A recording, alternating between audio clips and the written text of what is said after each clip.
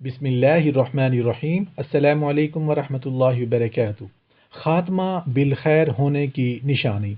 जब अल्लाह ताला किसी से भलाई का इरादा फरमाते हैं तो मौत से पहले उसको 3 आमाल करने की तौफीक अता फरमा देते हैं। 3 आमाल दर्ज झैल हैं। नंबर 1, हज़रत अनस रज़ी अल्लाहु अन्हु से रिवायत है कि जनाब नबी करीम सल्लल्लाहु अलैहि वसल्लम ने इरशाद फरमाया, जब अल्लाह ताला किसी बंदे के साथ भलाई का इरादा फरमाता है तो उसे काम पर लगा देता है।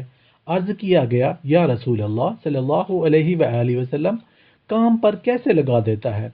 इरशाद फरमाया, मौत से पहले अमले सालिह की तौफीक अता फरमा देते हैं। नंबर 2, रसूल अल्लाह सल्लल्लाहु अलैहि वसल्लम ने इरशाद फरमाया, जब अल्लाह ताला किसी बंदे के साथ मोहब्बत करता है तो उसे शहद बना देता है। अर्ज़ किया गया, उसे शहद कैसे बना देता है? इरशाद फरमाया, उसे अल्लाह ताला मौत से पहले नेक अमल की तौफीक बख्श देता है, यहाँ तक कि उसके पड़ोसी भी उस पर राज़ी हो जाते हैं।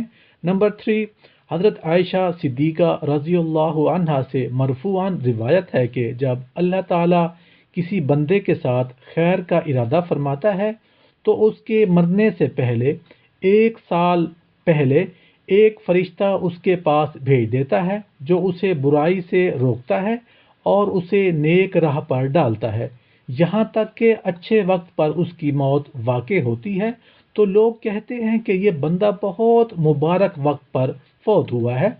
जब उसकी मौत का वक्त करीब आता है और वो अपने नेक आमाल तैयार देखता है तो उसका दिल फौरन इस दुनिया से निकल जाने को जी चाहता है और अपने रब करीम को मिलने के लिए बेकरार हो जाता है और अल्लाह पाक भी उससे मिलना पसंद करते हैं। सुबहान अल्लाह, सुबहान अल्लाह।